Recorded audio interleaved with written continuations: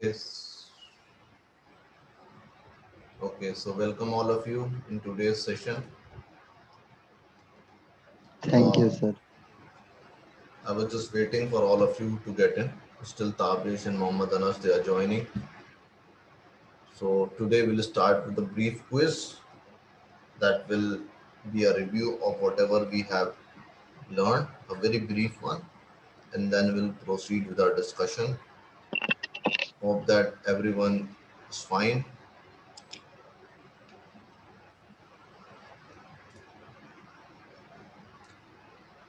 सब लोगों ने एक्सेप्ट जो लोग मोबाइल यूज कर रहे हैं आई थिंक सब लोगों ने सॉफ्टवेयर भी इंस्टॉल कर लिया है तो today we will have an a look of what EVUs is and why it is used. Okay, I think we can start. So just a brief review. In the last two sessions, we have had a comprehensive discussion on data science, the different languages and softwares that are available for data science. What is the difference when we apply software, and what is the use when we apply data science through a computer science language. तो ये दोनों methodology हमने discuss करी हैं और हमने एक introductory framework complete कर लिया है। अब यहाँ से हम आगे बढ़ेंगे और डायरेक्टली सॉफ्टवेयर का यूज शुरू करेंगे जिसमें हम सॉफ्टवेयर भी सीखेंगे प्लस साइड बाय साइड हम जो टेक्निक डेटा साइंस के अप्लाई करेंगे उसे भी सीखेंगे। ये थर्ड सेशन है। थर्ड सेशन ईव्यूज पे बेस्ड है जिसमें हम ईव्यूज का इंट्रोडक्टरी देखेंगे क्योंकि किसी भी सॉफ्टवेयर को अप्लाई करने से पहले उसका इंट्रोडक्शन इसलिए ज़रूरी होता है कि उससे हम उसका एक ओवरव्यू मिल जाता है हमें कि इसमें क्या क्या चीज़ें हम कर सकते हैं और उसके कुछ लिमिटेशंस भी कि हम इसमें क्या नहीं कर सकते। जैसे कि अभी जो भी सॉफ्टवेयर कराया आप लोगों ने इंस्टॉल किया है, that software has certain limitations because that is a free version and उसका टाइटल है student light version. So there are certain limitations in that. So that we will also discuss, but that limitation is not in a licensed EVUs. लेकिन data science apply करने के लिए वो limitation इतने बड़े नहीं है, वो हम डिस्कस करेंगे। And then will move with the techniques. जब हमारा वीक 2 स्टार्ट होगा तो हम टेक्निक्स में जाएंगे जहाँ पे हम टेक्निक्स का कंसेप्चुअली समझेंगे। हमारे पास डेटा सेट अवेलेबल होंगे, उनको अप्लाई करेंगे, उनके रिजल्ट्स आएंगे, उन्हें इंटरप्रेट करेंगे। ठीक है, तो एक ब्रीफ क्विज मैं रन करूंगा that we all you all have to answer and एक एक क्वेश्चन बहुत आसान है but it's just a quick revision ताकि आपको पता रहे जो question. So I am launching the poll, okay, so you can answer it over there। ठीक है, it is now appearing, आप लोगों की स्क्रीन पे आ गया पोल। सबकी स्क्रीन पे पोल आ रहा है, किसी का नहीं आ रहा है तो यू लेट मी नो। आ रहा ओके, आराम से पढ़िए, बहुत सिंपल है। जो हमने 2 सेशंस का डिस्कशन किया है उसके बेसिस पे आंसर करिए और फिर हम एक एक को ब्रीफली डिस्कस करते चलेंगे, जब रिजल्ट शेयर भी करेंगे जिससे कि हमारी परफॉर्मेंस भी पता चलेगी। Learning, what is our learning experience.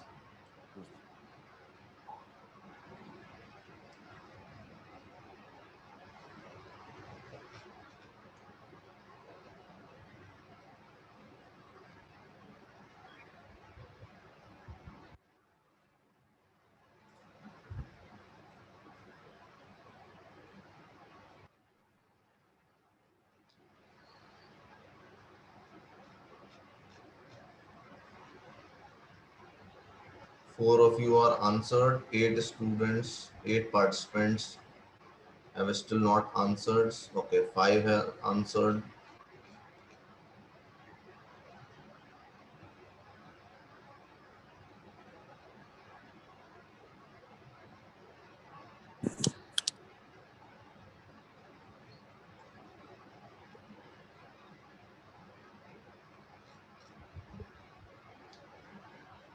Zenith, you answer all the questions and then at the end it will automatically be submitted. If you have submitted all the answers, then it will appear over here. Don't worry about it.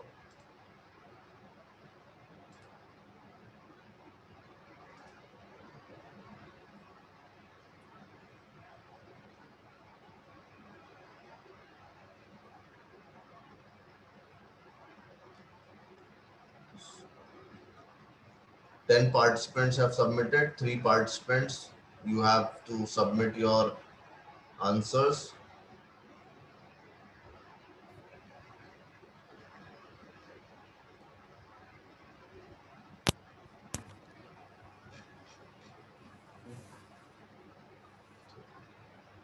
Asim Javed, a screen will appear.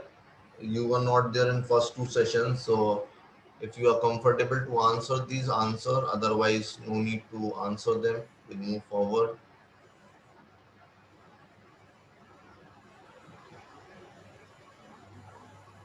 Okay, I think most of them have answered. So I'll end the poll. Okay, now we will see the results. I'm sharing the poll with you. So the first one was data sciences specialized course only for the computer science experts. So it is false. So you all agree on it that we, even if we are not specialized in computer science, we can learn data science.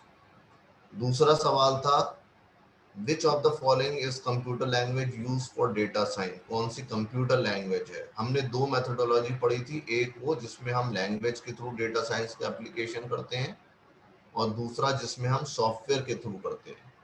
तो Python is a language and tableau is a software. ठीक है, तो 92% answered it correctly. कुछ ने Excel को कहा है, लेकिन एक्सेल लैंग्वेज नहीं है, सिर्फ पाइथन जो है वो लैंग्वेज है. IBM वॉटसन भी नहीं है. Which of the following is a computer software used for data science? Computer software कौन सा है. इसमें स्केला एक कंप्यूटर लैंग्वेज है, तो वो भी आंसर करेक्ट नहीं है. जावा भी लैंग्वेज है, पाइथन भी लैंग्वेज है. ईव्यू सॉफ्टवेयर है, इसलिए इसका ये सही आंसर है. I can start with data science by applying it in a software. Yes, बिल्कुल सही. नो जिसने किया है, you should note it that you can apply in a software and that is the most common method which is used. Data science provides evidence-based solution. Correct. Evidence-based solution data science provide करता है through all the application. ठीक है, clear. Okay, now I will allow the screen sharing in those who are using laptop and computers. They will have to share their screen and show me that they have installed eViews and their opening window, how it appears. So one by one I will name and you have to share your screen. Okay, and I'll see which version you are having. Yes, starting from Tabish. Tabish, please share your screen of the eView software.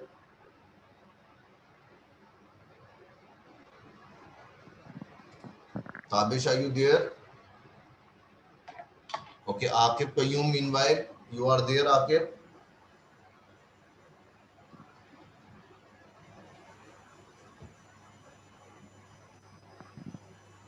Okay.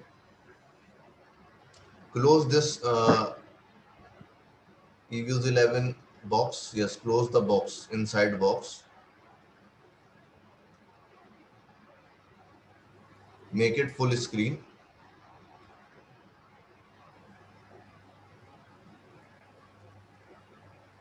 Yes, Akib, please make it full screen. Maximize करिए इसे.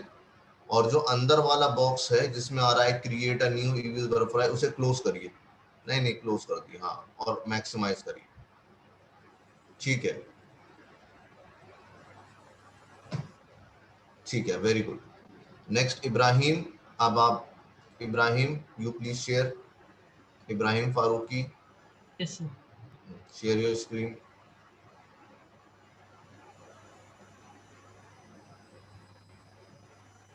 अभी ताबिश देख. I will see what are the problem. Okay, ठीक है, ठीक. Okay, next Kaiser Abbas.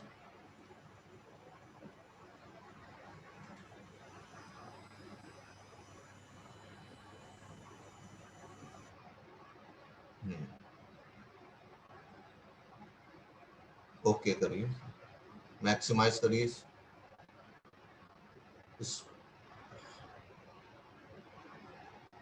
यहाँ पे ये मैक्सिमाइज का जो क्लोज विंडो के पास जो है बॉक्स बना उसे क्लिक करिए। वो एक्चुअली दिख ही नहीं रहा मुझे इसके वजह से। तो इस बॉक्स को क्लोज करिए जो इनसाइड क्लोज का है। नहीं, हाँ, इसके क्लोज करिए, रेड कलर का आइकन है, इस पर क्लिक करिए। Actually yes I got it. हाँ, अब इसे मैक्सिमाइज करिए। नहीं, हाँ ऊपर से, ठीक है। Okay, next Zeenat.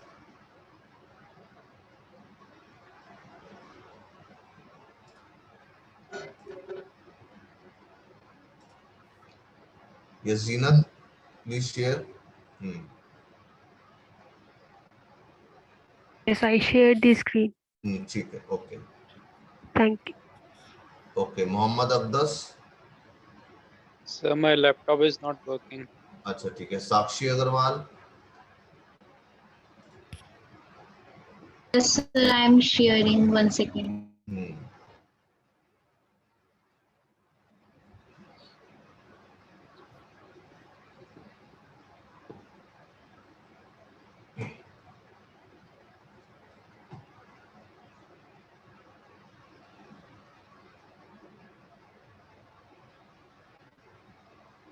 Sir, is it visible? Yes yes visible, ठीक है। अभी ओपन नहीं हुआ है।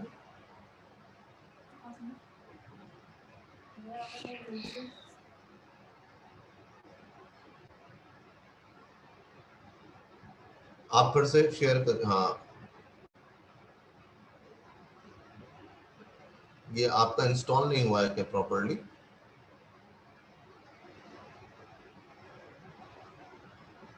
साक्षी, आर यू देयर? सर मैंने इंस्टॉल तो कर लिया था, ये रजिस्टर नाउ अब पता नहीं क्यों आ रहा है। कर दूं रजिस्टर नाउ? आपने की डाली थी रजिस्टर करके? आपने हाँ सर, सीरियल की डाल दी थी। ओपन भी हो गई तो पूरा आपका फर्स्ट टाइम रजिस्टर पे क्लिक कर दिया आप दोबारा। हाँ, आप रजिस्टर पे क्लिक कर दिए और फिर से शेयर करिएगा, ठीक है। मैं अभी एग्जिट करता हूँ आपकी, फिर से आपको देखेंगे, ठीक है। हाँ, अभी आते हैं, आप करिए register. Tabish.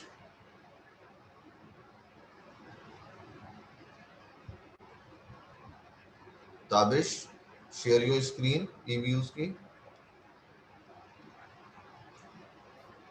Some problem once again. क्या कह रहा है? I'll try. हाँ, Because of my laptop privacy settings, they are not allowing me to share.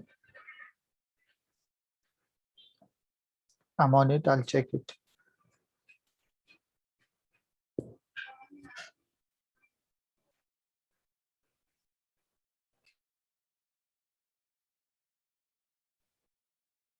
E views proper open हो रहा है आपके में ताबिश? जी ओपन हो रहा है। ठीक है, ठीक है, okay. Then next we have Shovik. Mister Shovik please. Doctor, I am using my mobile right now, but in my laptop it's opening fine. Okay, okay, okay, that's fine. It's working as the others are showing. The same things that's coming in my laptop also. ठीक है, ठीक है। अतीक उर Rahman.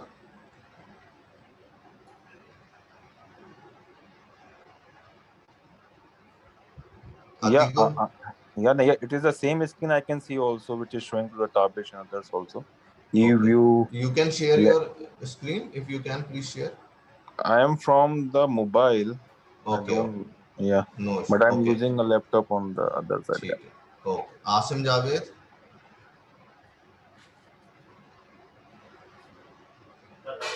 Asim Javed. Yes, sir, please wait, sir. हाँ,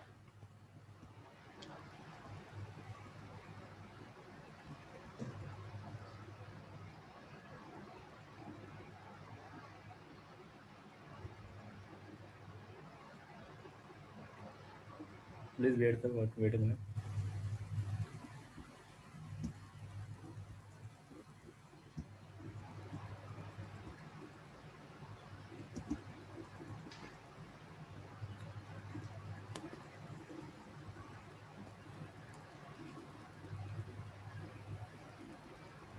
Is it okay, sir? It's not. You have not shared the screen. अभी screen show नहीं कर रही है आपकी.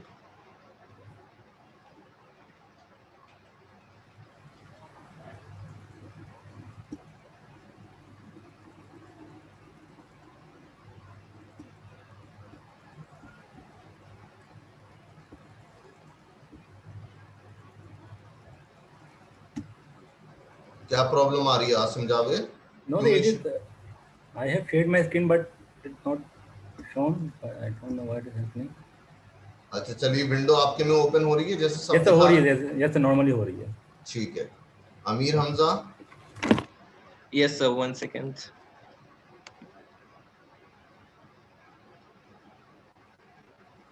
So, is it visible? Visible. Okay, fine. Exit. Okay. Muhammad Anas.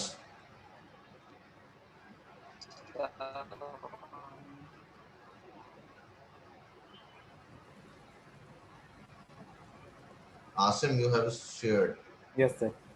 ठीक है, ओपन करिए. हाँ ठीक है. ठीक है. Good. Exit. Please exit. Okay. Muhammad Anas, what about you?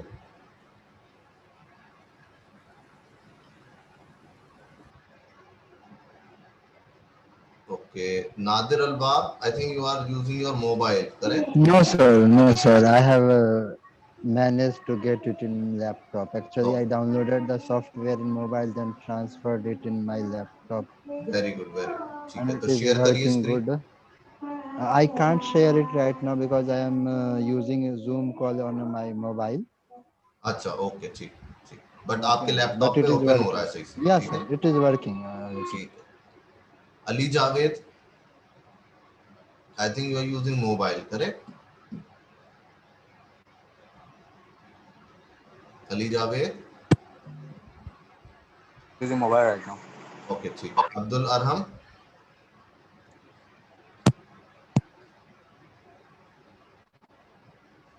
okay, very good. ठीक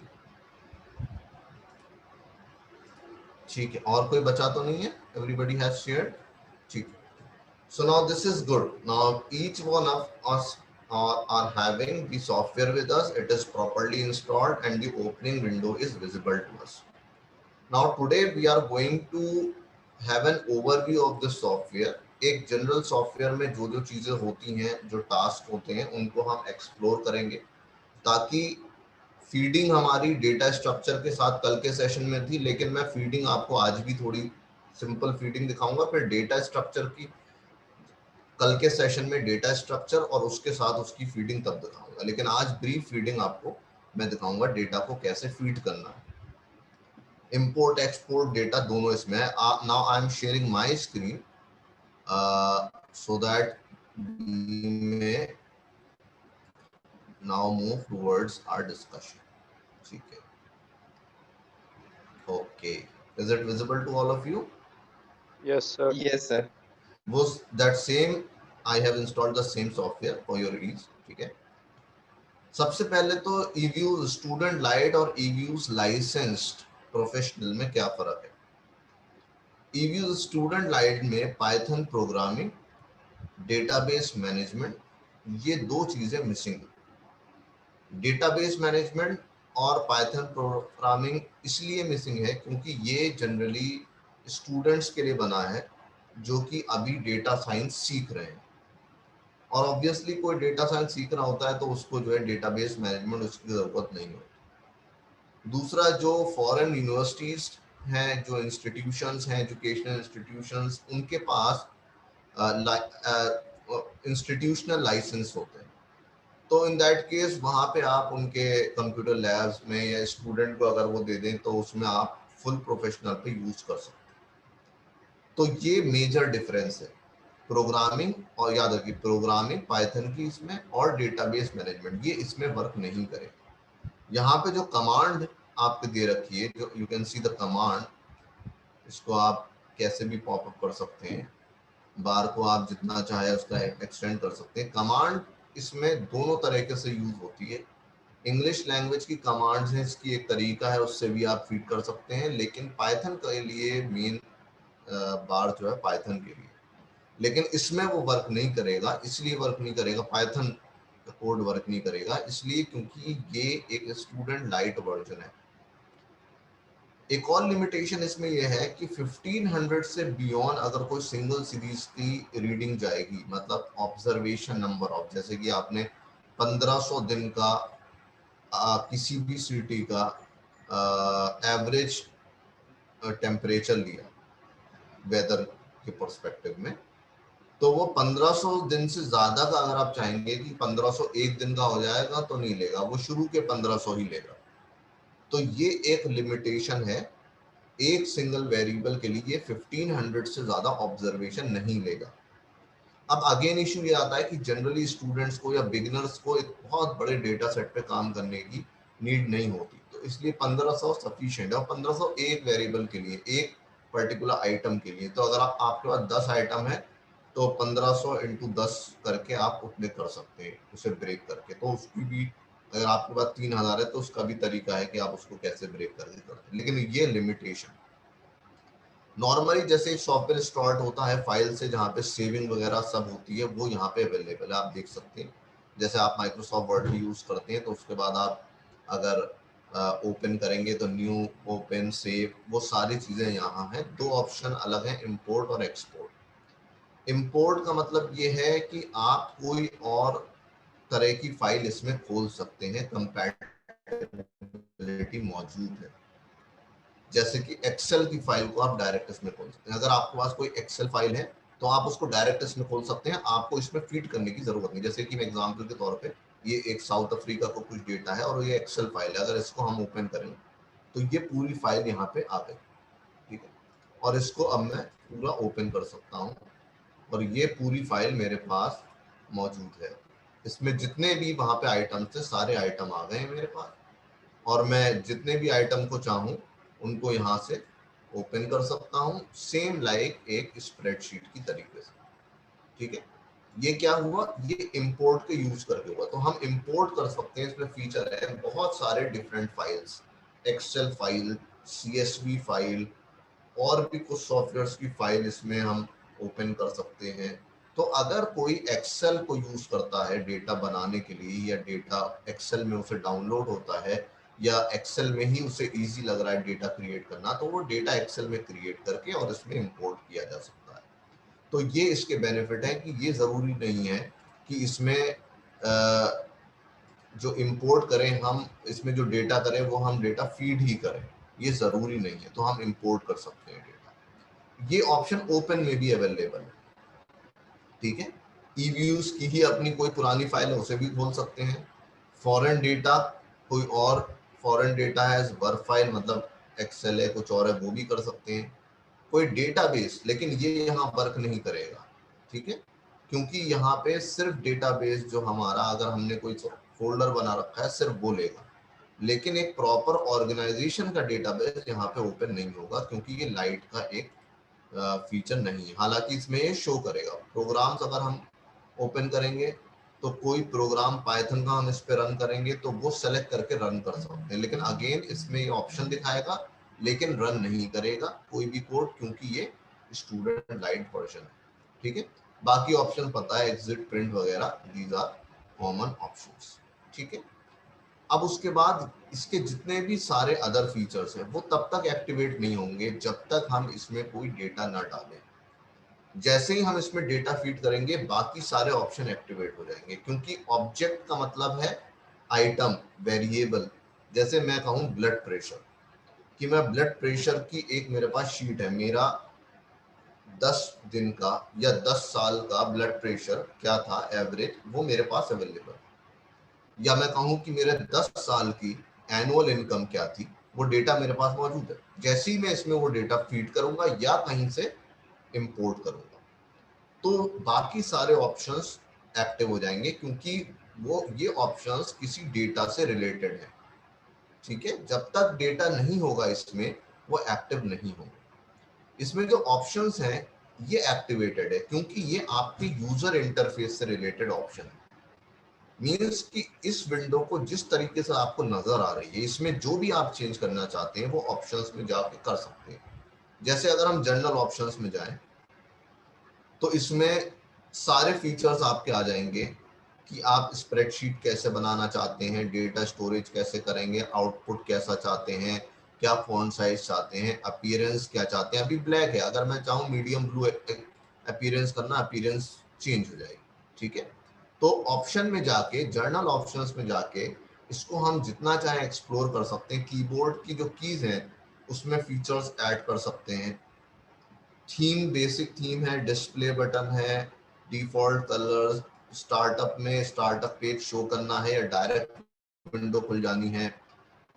ई-व्यूज के मैसेजेस हमें कोई नहीं देखने या इंपॉर्टेंट देखने। मैसेजेस, ई-व्यूज में मैसेजेस का मतलब क्या है, अपडेट के जो मैसेज आते हैं, ठीक है। तो अपडेट के मैसेजेस या कोई और मैसेज, कोई प्रॉब्लम इसमें जनरेट हुई है, कोई सिंटेक्स एरर आया है। सिंटेक्स एरर का मतलब है कि आपने रन की कोई डेटा एनालिसिस की कोई एप्लीकेशन रन की, लेकिन वो सपोर्ट नहीं कर रहा है एनालिसिस रन करने की, उसमें कुछ कमी है, तो वो हमेशा ये मैसेज देगा सिंटेक्स एरर।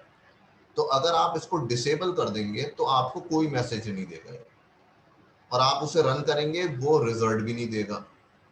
तो जो लोग इसमें काफी काम कर चुके हैं वो डिसेबल कर दें, क्योंकि उन्हें डिस्टर्बिंग लगता है बार बार, क्योंकि उन्हें पता है कि वो सिंटेक्स एरर जैसी या कोई भी एरर की गलती करेंगे नहीं, वो पहले अपनी फाइल पूरी चेक कर लेते हैं फिर रन करते हैं।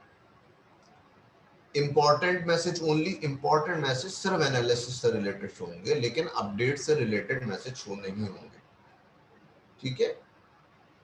ये 3 फीचर्स हैं, तो इस पे आप कर सकते हैं। ये मैं ब्रीफली दिखाता जाऊंगा क्योंकि इसको आप खुद एक्सप्लोर कर सकते हैं, इसमें कोई एक्सपर्टीज की जरूरत नहीं। अच्छा, मेरे समझाते में अगर आपको कोई क्वेश्चन आए तो आप उसी टाइम मुझे रोक के you can ask that particular question और एनी क्वेरी अगर आपको डेवलप हो। तो आप ये सारे थीम्स हैं, एक्सपी थीम जितनी भी हैं आप ये कर सकते हैं। कुछ यूज के सॉफ्टवेयर्स के साथ कुछ एड इन थीम्स भी हैं जो आप यूज की वेबसाइट पे जो उनका फोरम है जिस पे डिस्कशन होता है उस पर पढ़ी है, वो भी आप ले सकते हैं। लेकिन उससे एनालिसिस से कोई मतलब नहीं है, आपका यूजर इंटरफेस है, आप चाहें जैसा चाहें इसको कर सकते हैं। ये this is up to you, ठीक है, जैसा भी आप चाहें वैसा इसको कर सकते हैं। तो हम ब्लैक ही कर लेते हैं क्योंकि सबका वही है, ताकि क्लियर है। फिर इसमें सारे कमांड सेटिंग्स हैं, ठीक है। सीरीज इन है, कैसे लेना चाहेंगे, एवरेज, कांस्टेंट, ये सब टेक्निकल चीजें इसमें आप चेंज कर सकते हैं। जैसे जैसे आप एक्सप्लोर करेंगे इसे उस हिसाब से एक कर सकते हैं। डेटा कैसे डिस्प्ले चाहते हैं, कॉलम कैसा हो, कितना उसकी विड्थ हो, ठीक है, रोज की विड्थ कितनी हो, रोज कितनी हो इनिशियली, ये सारी चीजें आप इसमें ऑलरेडी सेट कर सकते हैं। डेटा स्टोरेज कहाँ होगा, आउटपुट की सेटिंग है, एटसेट्रा एटसेट्रा। इन सब जनरल सेटिंग हमेशा एक्टिव रहती है। आपने विंडो खोला, आप एक बार जनरल सेटिंग अपनी कर दीजिए जब भी आपके समझ में आए, और उसके बाद फिर आप अपना काम जब करेंगे तो वो आपने जो सेटिंग करी है उसी के हिसाब से रिजल्ट देगा। इसकी डिफॉल्ट सेटिंग सबसे अच्छी है, मतलब कि इस सॉफ्टवेयर की जो डिफॉल्ट सेटिंग है वो ऐसी है कि उसमें आपको कोई चेंज करने की जरूरत नहीं है। जब हायर ऑर्डर आप डेटा एनालिसिस, डेटा साइंस का एप्लीकेशन करेंगे तब आपको वो चेंज करने की जरूरत पड़ती है। तो अगर आप बिना किसी सेटिंग को चेंज किए इसे अप्लाई करेंगे तो कोई प्रॉब्लम नहीं। कलर वगैरह से यू नो कि एनालिसिस पे और डेटा साइंस एप्लीकेशन पे तो कोई फर्क नहीं, क्योंकि इसका जो भी आउटपुट आएगा वो आउटपुट आप कहीं और कॉपी पेस्ट कर सकते हैं, ठीक है। और इसमें एक अच्छी बात यह है कि मान लीजिए आपने कोई फिगर बनाई और उस फिगर को माइक्रोसॉफ्ट वर्ड पे आपने पेस्ट किया, यहाँ से कॉपी कर, उसको आप लिंक करके रखिए इससे। जिस दिन आप इसमें कोई चेंज करेंगे ऑटोमेटिकली उस वर्ड फाइल की वो फिगर ऑटोमेटिकली चेंज हो जाएगी जैसे ही आप उसे रीओपन करें। तो एक इसका फीचर है, डायनेमिक फीचर है, डायनेमिक अपडेट करता है ये। वो कहीं भी आपने उसे पेस्ट किया हो वो ऑटोमेटिक अपडेट लेगा। तो आपने कोई फिगर बनाई, उसमें कोई मिस हो गया या उसमें आप कुछ अब 3-4 साल का आपको और दिखाना है तो आपको फिर से कोई नई फिगर बनाने की जरूरत नहीं। उसी फिगर में आप वो 3-4 साल ऐड करिए, एक क्लिक करिए, फिगर यहाँ भी अपडेट होगी और जहां आपने पेस्ट किया था वहां भी अपडेट होगी। उसको हम देखेंगे, ठीक है। यहां तक सबको क्लियर है? जर्नल ऑप्शंस क्लियर है सबको? एक्सप्लोर कर सकते हैं आप आराम से इसे? Yes sir. ठीक है। तो मैंने बताया कि जो ऑप्शंस हैं ये हमेशा एक्टिव रहते हैं। तो ठीक है, ग्राफिक डिफॉल्ट्स, जो ग्राफ बनाएंगे उसके डिफॉल्ट्स भी हैं, वो क्या है वो आप देख सकते हैं। डेटाबेस रजिस्ट्री मैंने बताया डेटाबेस इसमें वर्क नहीं करेगा, या आपको फिर भी आपका फोल्डर दिखाने की कोशिश करेगा कहाँ पे आपका है, इसको आप अगर एक्टिव करेंगे तो। ठीक है, क्लाउड मैनेजमेंट, क्लाउड मैनेजमेंट आपने कोई ले नहीं रखा है, परचेज करना पड़ता है, जिसपे ये होता है कि आपका प्रॉपर्ली ऐड हो जाता है। लेकिन अगर आप चाहते हैं इसमें ऐड करना तो आप वन ड्राइव को ऐड कर सकते हैं, उसका भी एक तरीका है। ठीक है, ये ऑटो अपडेट है, आप अपडेट के लिए मैंने टिक कर रखा है हमेशा चेक करने के लिए। इसको टिक को आप हटा भी सकते हैं, नोट कर सकते हैं, या आप अपने हिसाब से मैनुअली कर सकते हैं। ठीक है, अब हम इसमें देखेंगे कि अब क्योंकि इसमें कोई भी डेटा नहीं है, ठीक है, तो अभी और ऑप्शंस एक्टिव नहीं है। मैं और ऑप्शंस आपको एक्टिव करके बताऊंगा। somebody in the chat box, let me check. अच्छा, ताबिज इज आस्किंग ऑप्शन आए तो अपडेट करें। Yes, it is good. आप उसे ऑटोमेटिक पे लगा दिए, क्योंकि अभी तो आपके पास फ्री वर्जन चलेगा, तो आप उसे ऑटोमेटिक पे लगा दीजिए, अपडेट पे, ऑटो अपडेट पे। तो जब इसका कोई अपडेट आएगा तो आपके में अपडेट हो जाएगा, और जब इसे ओपन करेंगे आप तब वो इंस्टॉलेशन ले लेगा। और इसके अपडेट बहुत लाइट होते हैं, means it will hardly take 2 to 3 minutes to update, क्योंकि ऑलरेडी सॉफ्टवेयर में सब कुछ है, बस कुछ नए डेटा साइंस की जो टेक्निक आई होती है तो वो आपके में वो अपडेट कर देते हैं, या कोई प्रोग्रामिंग में एरर उन्होंने पकड़ा तो उसको अपडेट कर देते हैं। तो कोई इसमें अपडेट में विंडोज की तरह से नहीं होता है कि बहुत टाइम ले, आप इसे जिस दिन रीओपन करेंगे वो उस टाइम अपडेट ले लेगा, अगर आपने ऑटोमेटिक अपडेट पे लगाया। जी, कोई कुछ पूछना चाह रहा है? ठीक है, तो अब हम इसमें मैं थोड़ा सा डेटा फीड करूंगा, ओपन भी कर सकता हूं मैं डायरेक्ट, लेकिन मैं फीडिंग भी थोड़ी सी दिखा देता हूं आपको, और ओपन भी दिखा दूंगा। जैसे इसमें मैंने न्यू किया, न्यू वर्क फाइल। ठीक है, अब ये सबसे पहले मुझसे पूछेगा वो चीजें जो कि मेरे डेटा को डिफाइन ऑप्शंस इसमें आएंगे। Just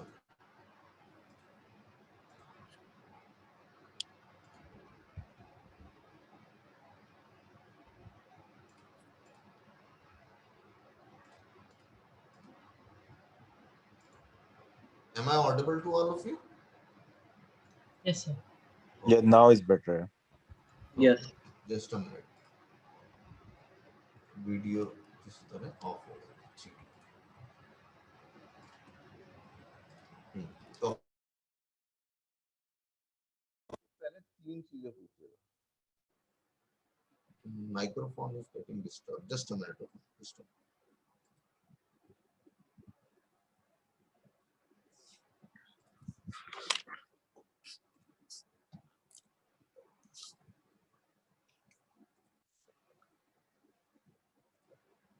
hello hello, share the screen तभी से।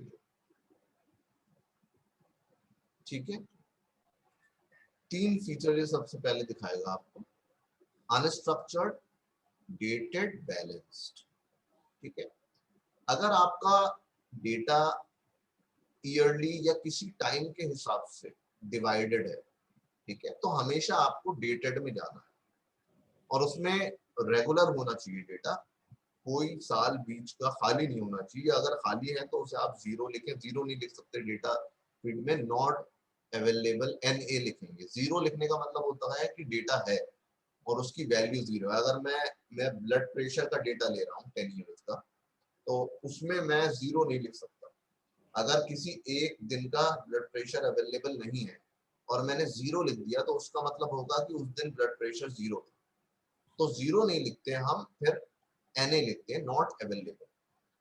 तो डेटेड अगर तब होगा जब आपका क्रोनोलॉजी किसी भी टाइम के हिसाब से वो आपका डेटा स्ट्रक्चर्ड, ठीक है, जैसे इसमें ऑप्शन है, या तो एनुअल हो, ईयरली हो, हाफ ईयरली हो, क्वार्टरली हो, मंथली हो, बाई मंथली हो, ओके, 10 डे हो, फोर्टनाइटली हो, वीकली हो, 7 डे कस्टम वीक हो, कोई एक स्पेसिफिक वीक बाय वीक हो, इंट्रा डे, इंटीजर डेट, कुछ भी, लेकिन कोई ना कोई इनमें से आपको सेलेक्ट करना पड़ेगा।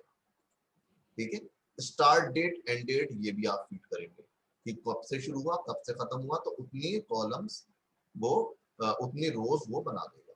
ठीक है, अनस्ट्रक्चर्ड अनडेटेड, जब आप श्योर नहीं है कि डेटा टाइम के हिसाब से है कि नहीं है और आप डेटा को बस फीड करके और रिजल्ट देखना चाहते हैं, तो आप सेलेक्ट करेंगे अनस्ट्रक्चर्ड अनडेटेड।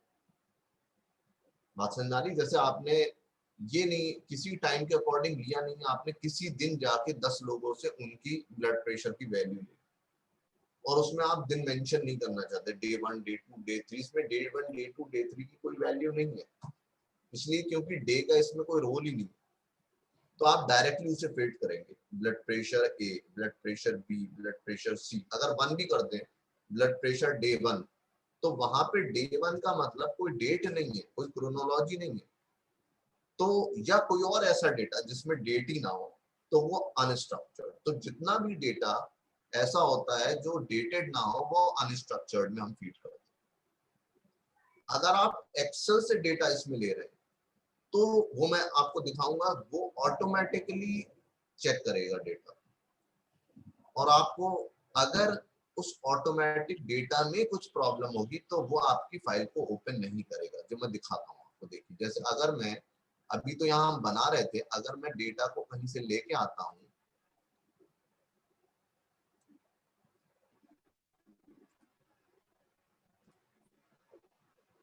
ठीक है, मैंने कुछ नहीं किया, इसमें जो डिफॉल्ट ऑप्शन थे वही है, बस मैंने फाइल को इंपोर्ट किया, मैं नेक्स्ट किया, कुछ नहीं किया, नेक्स्ट किया, मैं नहीं देख रहा हूँ क्या है, नेक्स्ट किया, ठीक है, फिनिश किया, इसने सब ऑटोमेटिक लिया है। ये पूछ रहा है लिंक करना है इस डेटा को उस एक्सेल से कि नहीं, कि इस पे जो भी करेंगे वो एक्सेल में भी आ जाएगा, अभी मैं लिंक नहीं कर रहा, डेटा आ गया, ठीक है ना, सारी सीरीज आ गई, ओपन हो रहा है डेटा, सारी वैल्यूज मौजूद है, तो इसने क्या किया, ऑटोमेटिक लिया। तो अगर हम इंपोर्ट कर रहे हैं और इंपोर्ट करने में डेटा को हम सेलेक्ट करते, मूव करते आ रहे हैं ऑप्शंस को बिना कुछ किए, अगर डेटा सही है, उसमें कोई कमी नहीं है, तो वो ऑटोमेटिकली फाइल को ओपन कर लेगा। लेकिन अगर डेटा में कोई भी कमी है, ठीक है, वो फाइल को ओपन नहीं करेगा, उसे एरर बता देगा। आपके सबके समझ में आ रहा है? तो इंपोर्ट में आप अपना डेटा ईव्यूज में चेक भी कर सकते हैं कि जो एक्सेल फाइल में या किसी और तरह की फाइल में आपने डेटा को बनाया है इनिशियली, वो डेटा अगर सही है तो ईव्यूज उसको ऑटोमेटिकली फीड कर लेगा। फिर आपको इन ऑप्शंस की जरूरत नहीं पड़ेगी कि ये स्ट्रक्चर्ड है, डेटेड है, कि पैनल है, ये क्या है। बैलेंस्ड पैनल का मतलब ये होता है कि इसमें डेट भी है और डिफरेंट कंट्रीज भी है, ठीक है, सिर्फ डेट नहीं है, डेट के अलावा भी बहुत आइटम्स है और फिर उन दोनों का डेटा है, तो वो एक पैनल कहलाता है।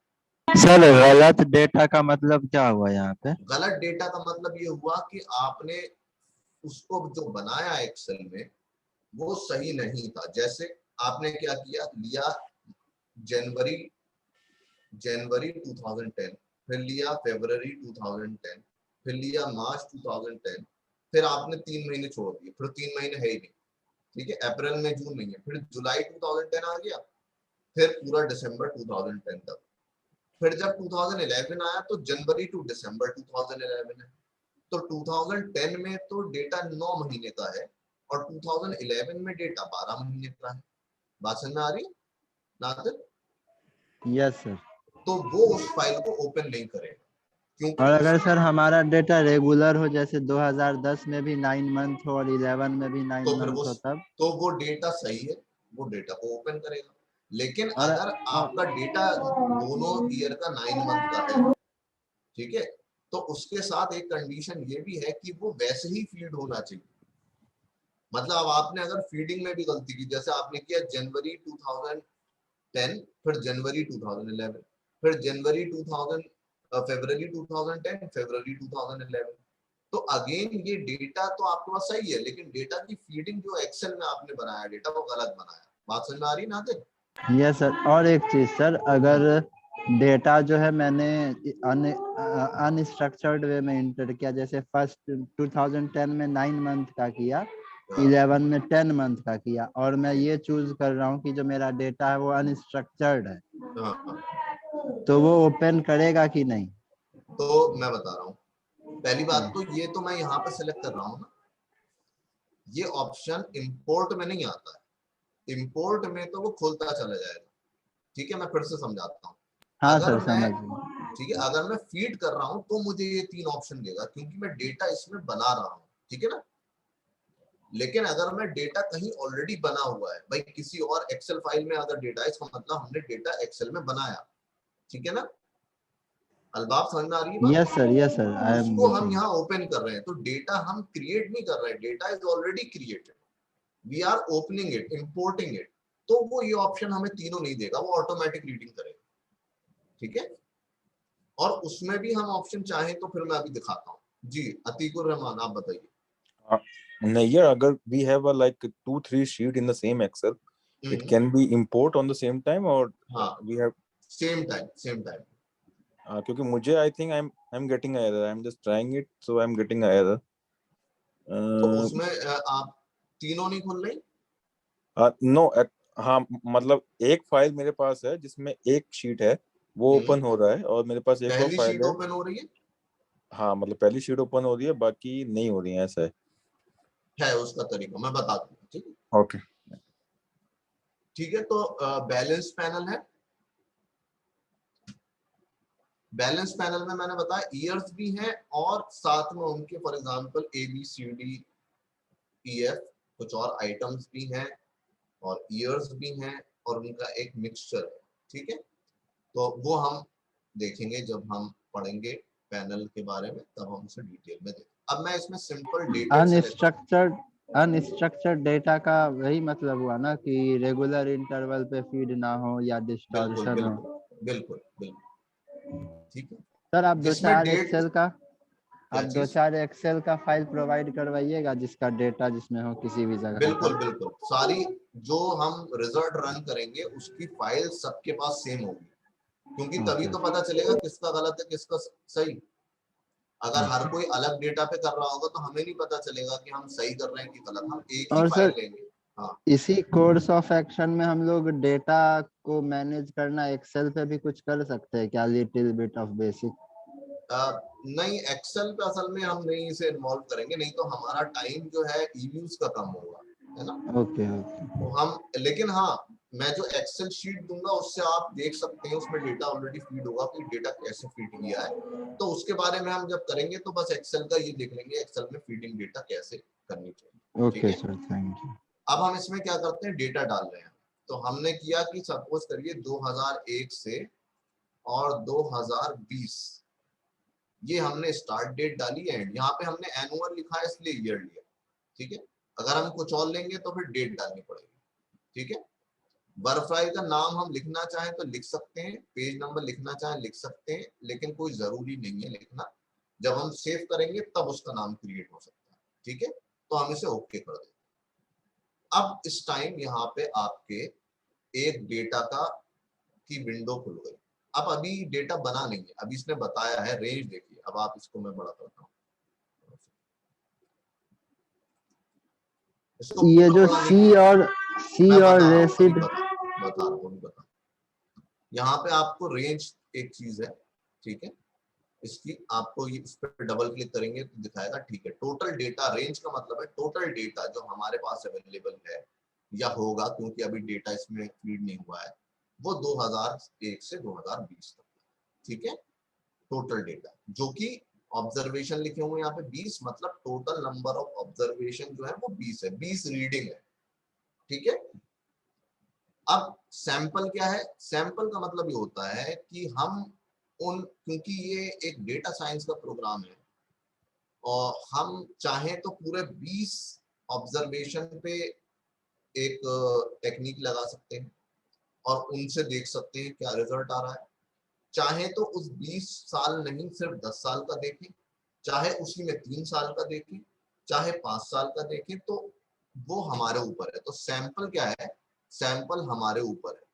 अभी @all का मतलब ये है कि सारे ईयर्स को हमने सैंपल मान रखा है। मतलब जब भी हम डेटा साइंस की कोई टेक्निक लगाएंगे तो वो पूरे 20 साल पे टेक्निक रन करेगी। Getting my point? क्लियर? और अगर हम Yes, sir. सैंपल को चेंज कर दें तो फिर वो उतने पे करेगी। ठीक है, यहां से भी आप क्लिक करके सैंपल को देख सकते हैं। यहाँ जो ऑप्शन आ रहा है @all, अभी ऑल है, सैंपल चेंज करना बताएंगे। तो ये डिफॉल्ट है, हमेशा यही आपका डिफॉल्ट आएगा। अगर आप इसे चेंज कर देंगे तो ये कम हो जाएगा, उसको हम आगे लेंगे कि उसको कम ज्यादा तो नहीं, कम और डिफरेंट पार्ट्स में डिवाइड करके क्यों यूज किया जाता है। अब इसमें ऑलरेडी दो चीजें मौजूद है, एक सी है और एक RESID है। इसका फुल है रेसिडुअल, ठीक है, और सी है कांस्टेंट। जब मैंने बताया था कि रिग्रेशन जो है सारी डेटा साइंस का एक फंडामेंटल टेक्निक है। कोई भी डेटा साइंस हो, सॉफ्टवेयर हो, लैंग्वेज हो, एनालिसिस हो, हायर ऑर्डर हो, लोअर ऑर्डर हो, वो रिग्रेशन के बिना नहीं चल सकता। रिग्रेशन फंडामेंटल, और रिग्रेशन जो होता है उसमें ये दो आइटम्स होते हैं रिग्रेशन की इक्वेशन पे। जब हम रिग्रेशन पढ़ेंगे तो इसलिए बाय डिफॉल्ट ये इसमें शो करेगा, लेकिन इसका हमें अभी कोई यूज नहीं करना। मैं रिपीट करता हूं फिर से कि जितनी भी डेटा साइंस की टेक्निक है, all the data science techniques, for them the fundamental technique is regression, and all the data science technique they use regression. And in regression, apart from the items which we have, which we call variables, we have a constant and we have a residual.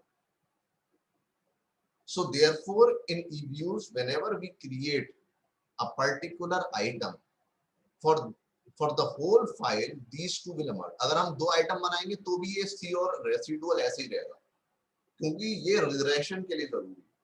बात clear हो गई? जब हम regression पढ़ेंगे तो ये सी actually में क्या होता है, रेसिडुअल क्या होता है, वो हम तब देखेंगे। हाँ कैसर बताओ। सर जैसे कि ये सैंपल हमने चेंज किया बट रेंज सेम रखा, तो रेंज तो सेम ही रहेगी। देखो रेंज का मतलब ये है कि हमारे पास टोटल जो डेटा है, भाई फॉर एग्जांपल मैं देखना चाहता हूँ कि इंडिया का देखना चाहता हूँ, इंडिया का ह्यूमन डेवलपमेंट इंडेक्स कई सालों का। तो मैं गवर्नमेंट की वेबसाइट पे गया, मैंने वहां देखा, मैंने कहा यार 30 साल का डेटा अवेलेबल है, तो ये मेरी रेंज हो गई, मैंने इसमें डाल दिया 30 साल का डेटा। ठीक है, तो अब वो रेंज मेरी 30 साल ही रहेगी, क्योंकि मेरे पास जो डेटा अवेलेबल है वो 30 साल का है। अब उसको मैं कहता हूँ कि अब मैं हर 10-10 साल पे देखूंगा कैसे चेंज हुआ, तो मेरे सैंपल फिर 3 हो जाएंगे 10 ईयर्स। ओके, ठीक है, तो सैंपल हमारे ऊपर होते हैं। जैसे अब मैं फॉर एग्जांपल मैंने 20 साल का कर दिया, अब मैं देखना चाह रहा हूँ कि फर्स्ट 10 इयर्स में मेरी एनुअल इनकम कितनी थी जब मैंने अपनी जॉब स्टार्ट की। फिर 10 साल बाद मुझे एक प्रमोशन मिला, तो प्रमोशन के बाद कैसी थी। तो इसका मतलब मुझे अपनी रेंज को दो हिस्से में तोड़ना पड़ेगा। एक जब मैंने जॉब ज्वाइन की और प्रमोशन हुआ, इसके बीच, तो ये एक सैंपल हो गया। रेंज में से मैंने ये एक सैंपल निकाला, और एक प्रमोशन के बाद तो ये दूसरा सैंपल हो गया। एक रेंज में से हम जितने चाहे सैंपल निकाल सकते हैं, लेकिन जितना छोटा रेंज होगी उतने कम सैंपल निकल सकते हैं, क्योंकि आपको कोई एनालिसिस करने के लिए एटलीस्ट 7 to 8 ऑब्जर्वेशन चाहिए। तो इसका मतलब यहाँ पे रेंज 20 है, तो इसमें हम ज्यादा से ज्यादा 3 सैंपल निकाल सकते हैं, 7 के 2 और 1 6 का। बात समझ में आ रही? ये एक रूल ऑफ थंब है। हालांकि 7 भी अच्छे रिजल्ट नहीं देता है, लेकिन मैं समझाने के लिए बात कह रहा हूँ कि एक लिमिट होती है कि कितने सैंपल एक रेंज से हमने, और यही रेंज अगर मेरी 10,000 ऑब्जर्वेशन हो जाए तो उसमें 100 के मैं 1,000 निकाल सकता हूँ, 100 के 10 निकाल 1,000 निकाल सकता हूँ, 100 निकाल सकता हूँ, 100 निकाल सकता हूँ। तो ये डिपेंड करता है कि मेरी रेंज कितनी है, कितने ऑब्जर्वेशन है, और मैं कितने सैंपल निकालना चाहता हूँ और क्यों निकालना चाहता हूँ। उसका भी एक रीजन और लॉजिक होना चाहिए। ये नहीं कि एक सैंपल ले लिया, 10-10 साल में डिवाइड कर दिया। ये कोई इसका जस्टिफिकेशन देना पड़ता है, रीजन लगाना पड़ता है कि भाई 10-10 साल में क्यों किया। मान लीजिए मेरा प्रमोशन हुआ 7 साल बाद, तो फिर अगर सही सैंपल निकलना चाहिए तो शुरू के 7 साल और फिर 13 साल ये होना चाहिए। तो इसमें हमें रीजनिंग और लॉजिक लगा के इसे ब्रेक करना पड़ता है। बात क्लियर होगी सर? सर जैसे कि हाँ बताइए कौन जैसे आपने शुरू में बोला था कि इसका लिमिटेशन है कि 1500 डेटा जो है इंटर कर सकते हैं इसमें। जी जी, तो वो जो डेटा है वही ऑब्जर्वेशन है क्या? क्योंकि जैसे वही आपने तो जैसे ऑब्जर्वेशन का मतलब होता है, जैसे मैंने लिया 2001 का की इनकम, ठीक है, तो जैसे 2000 मेरा हाँ हाँ मेरा बोलिए। क्वेश्चन ये है, अब जैसे 2001 और 2020 तक आपने लिया है, तो 2001 से 2002 तक का एक इंटरवल बनेगा ना? नहीं, एनुअल हमने क्या सेलेक्ट किया, एनुअल, ठीक है। तो ये एनुअल का मतलब ये होगा जनवरी 1 2001 से 31 दिसंबर 2001, एनुअल है ना ये, अच्छा ठीक है। एनुअल का मतलब ये होता है। और तुम जो सोच रहे हो इंटरवल वाला, वो हाँ असल हाँ में इंडिया में ये कंफ्यूजन रहता है, क्योंकि इंडिया का जो फाइनेंशियल ईयर होता है वो एनुअल ईयर नहीं है ना, वो डिफरेंट है। इंडिया का फाइनेंशियल ईयर क्या है, अप्रैल 1 2001 टू 31 मार्च 2002, ठीक है। अच्छा सर, जैसे मुझे यहाँ पे देखना है कि इसका लिमिट कैसे फेल करता है। तो जैसे स्टार्टिंग डेट आप 2001 दिए, और अगर मैं इंड डेट जो है 50-50 दूं, तो ऑब्जर्वेशन पे क्या चेंज पड़ेगा? वो उसको एक्सेप्ट कर पाएगा कि एक्सेप्ट नहीं नहीं करेगा, करेगा? और नहीं करेगा, और अगर कर लिया तो एनालिसिस में रन नहीं करेगा। और एक चीज और, जैसे जो एक ईयर लिए 1 जनवरी 2001 टू 31 जनवरी 2001 तक का, उसमें अगर उसके अंदर मैंने 1000 डेटा डाला है, जैसे एम्प्लॉय का डेटा डाला है कि एक एम्प्लॉय का सैलरी इतना है, और उसके बाद 1000 एम्प्लॉय का सैलरी डाला हूँ हर मंथ में, तो क्या वो एक्सेप्ट करेगा इसमें, इसके सबसेट में? देखिए मैं बताऊं, अभी यहाँ पे हमारे पास कोई भी वेरिएबल तो हमने लिखा नहीं, एक वेरिएबल पे 1500। तो अगर आपने आपके पास 10 एम्प्लॉयज हैं तो हर एम्प्लॉयज की 1500 महीने की सैलरी आप ले सकते हैं, ठीक है। बात समझ में आ रही? Yes sir. तो 1500 महीने की हर एम्प्लॉय की ले सकते हैं आप, लेकिन 1500 से ज्यादा अगर एक एम्प्लॉय की लेना चाहेंगे तो वो नहीं लेगा, ठीक है। और अगर वो शीट में दिखा भी देगा आपको, कभी कभी दिखा देता है, लेकिन वो एनालिसिस रन करने में आपको नहीं यूज करेगा। ये इसका लिमिटेशन है, उन्होंने लिख भी रखा है अपनी वेबसाइट पे कि इसकी ये लिमिटेशन, और इसलिए इन्होंने की है लिमिटेशन। इसका रीजन भी है क्योंकि इनकी सेल्स, जिन लोगों को असल में इसका यूजेज करना होता है, वो बहुत ज्यादा बड़े बड़े डेटा सेट लेते हैं, मतलब जो डेटा साइंटिस्ट प्रोफेशनल होते हैं, तो उन्हें उनकी के लिमिट थोड़ी ना, उनको कोई कॉन्ट्रैक्ट मिला कि आपको फॉर एग्जांपल स्टॉक मार्केट का लास्ट 10 इयर्स का एनालिसिस करना है, तो वो डेली होता है स्टॉक मार्केट, तो कितनी वैल्यूज हो जाएंगी, 365 डेज इंटू 10 3650, तो एक स्टॉक का हो गया। और अगर आप ओपनिंग क्लोजिंग दोनों से मल्टीप्लाई कर दिए, 2 से मल्टीप्लाई 2 से कर दिए 3650 को, तो आपका 7300 हो गया, तो वो तो एक ही स्टॉक में मर जाएंगे, ठीक है। तो इसलिए बात क्लियर हुई अल्बा, नादिर अल्बा, क्लियर हो गई कंसेप्ट? यस सर, हो गया। Yes sir. ठीक है, तो मैं वो बात कट गई थी कि don't get confused with fiscal and annual, this is annual, okay, and annual will always be counted at starting of the year to the end of the same year. अगर आपकी कंट्री का कोई और year है तो आप जाइए वापस और वहां पे एनुअल की जगह पे starting date and date wise लीजिए या अपना खुद कस्टम करिए, ठीक है। तो अभी हमने इसमें कोई फीडिंग नहीं की है, अभी कोई भी हमारा ऑब्जेक्ट इसमें नहीं है। अब हम ऑब्जेक्ट पे क्लिक करेंगे, ऑब्जेक्ट का मतलब है वेरिएबल, आइटम। जैसे फॉर एग्जांपल अगर मैं कहूं कि एनुअल इनकम ले रहे हैं या ब्लड प्रेशर ले रहे हैं, तो हम न्यू ऑब्जेक्ट पे क्लिक करेंगे। अब जैसे ही हम न्यू ऑब्जेक्ट पे क्लिक करेंगे तो न्यू ऑब्जेक्ट में ये सारी चीजें दिखाएगा जो हम न्यू बना सकते हैं, ठीक है। आप देखिए क्या दिखा रहा है, इक्वेशन से लेके और कुछ टेक्निकल टर्म्स भी आएंगे, जैसे वार, वॉल मैप, ये सब छोड़ दिया है स्पूल। आपको जो करना है, आपको सीरीज, एक सीरीज बनानी है नई। सीरीज का मतलब क्या है, एक नया आइटम जिसमें कई सारे ऑब्जर्वेशन, आपको ये बनाना है, इसका नेम ऑफ द ऑब्जेक्ट अब आप डाल सकते हैं। फॉर एग्जांपल हम लेते हैं कि एनुअल, बल्कि एनुअल तो क्योंकि हमें पता है इसलिए एनुअल लिखने की जरूरत नहीं, इनकम लिखते हैं और हम ओके पे क्लिक करते हैं। अब ये इनकम हमारा वहां पे नजर आ गया। असल में सी और रेसिडुअल को छोड़ के अब एक आइटम हमारा इस शीट में आया है, दैट इज इनकम। लेकिन ये अभी खाली है। ईयर्स आ गए हैं, देखिए पूरे सारे जितना था हमारे पूरे ईयर्स आ गए हैं, ठीक है। लेकिन ये सब हमारे एम्प्टी है क्योंकि अभी हमने इसमें फीडिंग नहीं करी है। यहाँ तक सबको क्लियर है? इसमें छोटी छोटी विंडो इसीलिए बन के आती है ईव्यूज में, ये स्पेशलिटी है। ऐसा नहीं होता इसको आप फुल बड़ा भी कर दे तो दूसरी छुट जाएगी, तो इसलिए इसका ये फीचर है कि स्मॉल स्मॉल 2-3 विंडो एक साथ काम करती है ताकि आप मेन फाइल को भी देखें, इसमें सारे आइटम्स हैं और फिर आप किस आइटम पे इस टाइम काम कर रहे हैं। ठीक है, यहाँ तक क्लियर है सबको? अभी हमारा 2001 से 2020 में कोई भी वैल्यू हमारे पास अवेलेबल नहीं है क्योंकि हमने फीड नहीं किया। अगर हम इंपोर्ट करते तो डायरेक्ट पूरा खुलता चला जाता, ठीक है ना। तो अब हम इसमें, हमें इसमें वो करना है, हम एडिट पे क्लिक करेंगे, प्लस माइनस है एडिट पे, एडिट प्लस माइनस, वापस दिखाता हूँ, एडिट प्लस माइनस पे क्लिक करें। आप लोग मेरे साथ साथ कर रहे हैं, प्रैक्टिस नहीं कर रहे हैं? जी यस, ठीक है, ठीक है।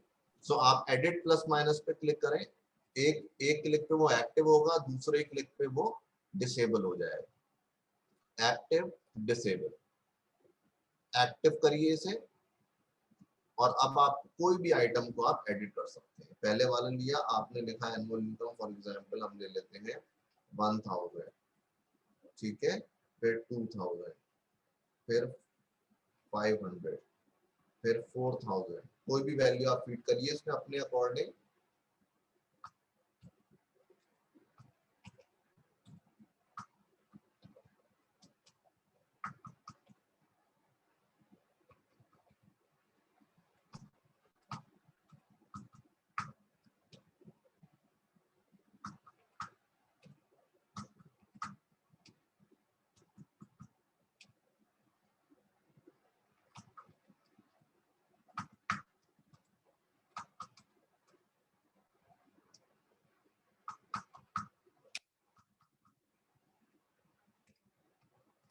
फीड कर लिया सबने। अब हमारे पास आप देखें पूरे 20 इयर्स का डेटा अवेलेबल है, ठीक है, सबके पास हो गया।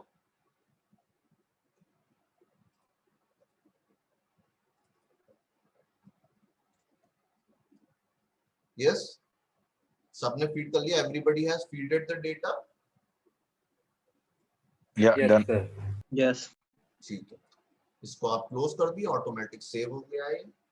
अभी हमने टोटल फाइल को सेव नहीं किया है, ठीक है। अब हम इसमें एक और डाल देते हैं, फिर से देखते हैं, ऑब्जेक्ट में जाते हैं, अगेन न्यू ऑब्जेक्ट करते हैं, ठीक है। अब हम फिर से सीरीज पे करेंगे, ठीक है, फिर से हमारे पास आ गया वो। ऐसे करके हम जितने चाहे अपने फीड कर सकते हैं और यहाँ पे ये भी कर सकते हैं कि कहीं से कॉपी पेस्ट करके लाना है तो कॉपी करिए, यहाँ पे इसे सेलेक्ट करिए और यहाँ पेस्ट कर दिए, वो भी कर सकते हैं। तो फॉर एग्जांपल हम यहाँ पे फिर से फीड करते हैं यहाँ पे। अब हमने इसका नाम,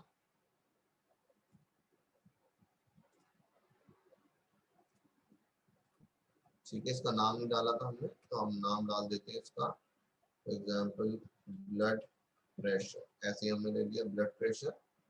हर साल का हमारा एवरेज का ब्लड प्रेशर है, for example. Again edit, active disable, active disable, active feeding.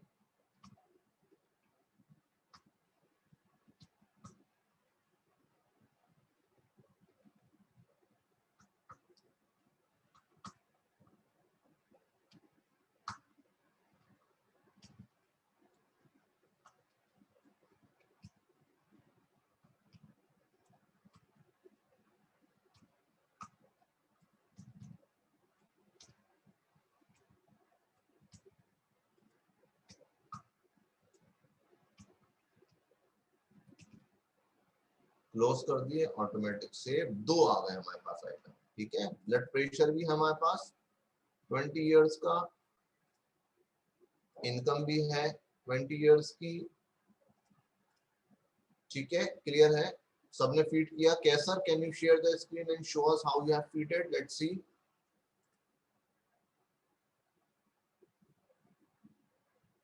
Tabish, type of object में हमें सीरीज सेलेक्ट करना है। ठीक है ताबिश? सर ये सेव नहीं हो रहा है, कैसे सेव, मतलब मैं जब इसको बंद करने जा रहा हूँ ये सेव नहीं हो पा रहा है फाइल। आप शेयर करिए अपनी स्क्रीन। एक्चुअली मैं तो एक्चुअली उस पे हूँ, मोबाइल पे हूँ, और मैं अपने लैपटॉप अलग से काम कर रहा हूँ। तो आपने आपने दो, आपके में ब्लड प्रेशर और इनकम नजर आ रहा है, नहीं आ रहा नजर? पहले ही बताइए। जी अभी तो मैंने इनकम किया है फिलहाल। ठीक है, इनकम आपने, इनकम जैसे इनकम की विंडो आपने ऐसे बनाई, ठीक है, बनी है, ऐसी आ रही है। जी जी जी जी जी इसको पूरा। क्लोज कर दीजिए। क्लोज कर दिया। ये अलग से फाइल दिख रहा है। हाँ। नहीं, वो आपको ये वाला दिखा रहा है क्या?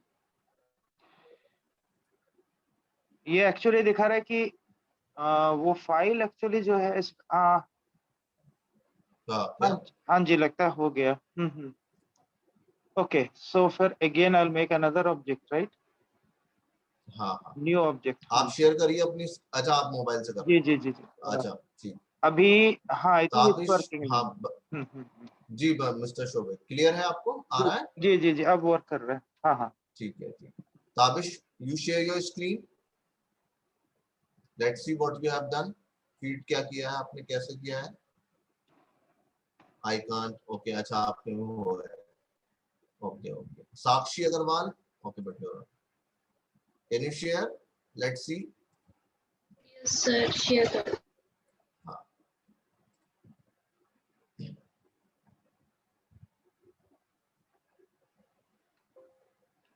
बट इसमें सेव नहीं कर पा रही हूँ मैं। आप तो पहले इसको विंडो को अपनी जो मिनिमाइज करिए, ऊपर से जाके जो कमांड के पास जो बॉक्स है, नीचे से नीचे, उससे नीचे जाइए, क्रॉस के पास, क्रॉस के पास लेफ्ट हैंड, हाँ इसको करिए क्लिक। सर ये तो कमांड हाइड हो गया। हाँ, कमांड को हमें कोई जरूरत नहीं है कमांड को करने की। इसको भी मिनिमाइज कर इसको दूं? भी करिए मिनिमाइज। ठीक है, इसको जो डबल बॉक्स है उस पर क्लिक करिए, डबल बॉक्स पे। हाँ, ये आपका आ गया। ठीक है, अब इसमें आप देखिए, आपका ब्लड प्रेशर को खोलिए, ब्लड प्रेशर को। सर अभी ब्लड प्रेशर में डेटा फीड नहीं कर पाई थी क्योंकि इनकम सेव नहीं कोई हो बात पाई। नहीं, ठीक है, आपका आ गया। क्लोज करिए इसे। ठीक है, ऐसे ही इनकम को करिए ओपन, डबल क्लिक करिए इनकम को। सर आई गेस ये नीचे आ गई है। हाँ, इसे इसे डबल वो, हाँ डबल बॉक्स, ये आपका बॉक्स जो है ना वो उसे सही करेगा। वैसे ठीक है इनका। ठीक, इसको यहाँ खींच के ले आइए इधर उसके। हाँ बस अब ठीक, क्लियर। ठीक है, उसे फीड करिए। गुड। सर ये इनकम तो फीड कर दी थी। हाँ, वो करिए फीड ब्लड प्रेशर। और कौन शेयर करेगा? Sir I have done. ठीक है, शेयर करिए।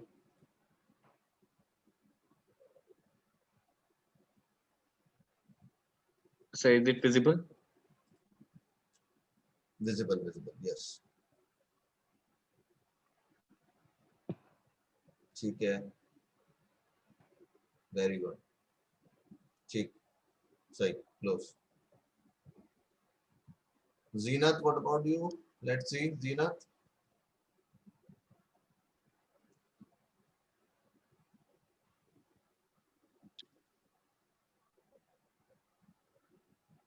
ठीक है, Yes, nahi bhai, I shared. I guess it is visible. Visible, visible, clear, very good, okay. Yes, I just made. ठीक ठीक, वेरी गुड।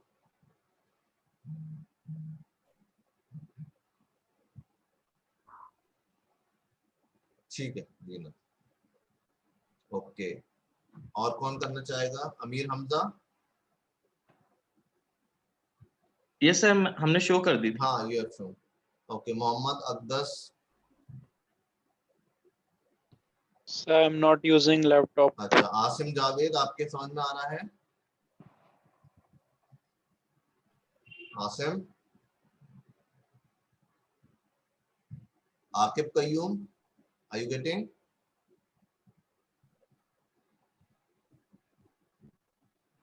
ठीक है, okay. Very good, okay, so we all are in. Abdul Arham, आपको? Yes sir, sir समझ में आ गया, पर sir मेरा डेस्कटॉप में कुछ दिक्कत हो रही है तो उस वजह से मैं शेयर नहीं कर पाऊंगा अभी। अच्छा आसिम, अभी आपने सेकंड सीरीज नहीं बनाई है ना? ब्लड प्रेशर सीरीज को और बनाइए, ठीक है? ओके, वेरी गुड, ठीक, क्लियर है यहाँ पे सबको? तो Yes, ये sir. हमने यहाँ पे दोनों सीरीज यहाँ पे हमने जनरेट, अब देखिए हमारे पास सीरीज है, अब सारे ऑप्शंस भी एक्टिवेट हो गए। देखिए ऑब्जेक्ट से रिलेटेड सारे ऑप्शन एक्टिवेटेड है, व्यू से रिलेटेड सारे एक्टिवेटेड है, प्रोग्राम से रिलेटेड सारे एक्टिवेटेड है, क्विक से सारे अवेलेबल हैं, ऑप्शन तो पहले भी था और विंडो पहले भी था, ठीक है? और एक इसके अंदर भी ऑप्शंस हमारे पास सारे एक्टिवेट हो गए हैं। और अब हम किसी भी एक सीरीज को ओपन करें तो जो हमारे ऑप्शन ऊपर अवेलेबल हैं उनमें से जो इस सीरीज के लिए रेलेवेंट है वो भी आ गए, जैसे कि फाइल और एडिट तो पूरी हमारे इस सॉफ्टवेयर के लिए कॉमन है, लेकिन ऑब्जेक्ट, अब ये जो ऑब्जेक्ट यहाँ पे है अगर क्लिक करेंगे तो ये जनरल एक कमांड है, लेकिन यहाँ पे ये जो ऑब्जेक्ट है अब इसी की बात होगी, जो ऑब्जेक्ट अभी ओपन है, मतलब इस टाइम ब्लड प्रेशर खुला हुआ है, तो ब्लड प्रेशर में जो ऑप्शंस आ रहे हैं उनमें से अगर आप किसी का भी यूज करेंगे तो वो सिर्फ और सिर्फ ब्लड प्रेशर के ऊपर वर्क करेंगे। मतलब अगर आप व्यू में जाए, आप देखना चाहेंगे भाई ब्लड प्रेशर का मैं ग्राफ देखना चाहता हूँ, तो यहाँ पे ग्राफ जो है वो ब्लड प्रेशर का ही बनेगा, क्योंकि हम उसकी शीट पे अब ग्राफ का यूज करेंगे, ठीक है? लेकिन अगर आप ऑब्जेक्ट में जाके प्रोग्राम व्यू में जाके ग्राफ करेंगे तो फिर वो पूछेगा कि आपको किसका ग्राफ बनाना है, क्योंकि वो एक जर्नल फीचर, बात समझ में आ रही? ठीक है, तो यहाँ पे आप ग्राफ बना सकते हैं, बहुत सारी चीजें उसका हम यूज करेंगे। अगर आप सिंपल देखना चाहें तो एक हम एग्जांपल बस ले लेते हैं, एग्जांपल दिखाने के लिए, फ्रीक्वेंट, ठीक है? जैसे कि ये एक ग्राफ है, इसका मूवमेंट डायनेमिक ग्राफ है, ये इसको कैसे यूज करना है वो भी हम बताएंगे। इसमें यहाँ से हम चेंजेस कर सकते हैं, परसेंटेज डिफरेंट, ईयरली चेंज, जो भी है व्यू करके वापस स्प्रेडशीट पे जा सकते हैं। इस टाइम ये परसेंटेज चेंज है, हम रॉ डेटा पे जाते हैं, ओरिजिनल डेटा आ गया, उसको हम बताएंगे डिटेल में जब हम डिस्क्रिप्टिव एनालिसिस पे जाएंगे।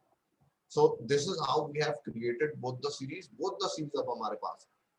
अब हम चाहें तो एक डबल क्लिक से एक सीरीज खोले, we want we can open one series, और if we want together just select this one and press control key, select this one and click right, open as group, both series will open like an excel sheet। excel में जिस तरीके से open हो जाता है दोनों variable आपके open हो गए। अब यहाँ पे जितने भी ऑप्शंस हैं अब वो दोनों पे काम करेंगे। पहले क्या था, अगेन मैं दिखाता हूँ, पहले ये था कि ब्लड प्रेशर हमने किया था तो ब्लड प्रेशर पे सिर्फ एक्टिव था। अब हमने जब दोनों सेलेक्ट किए तो वही सारे ऑप्शन अगेन, एक को सेलेक्ट करिए, कंट्रोल की, दूसरे को सेलेक्ट करिए, ओपन एज ग्रुप, ठीक है?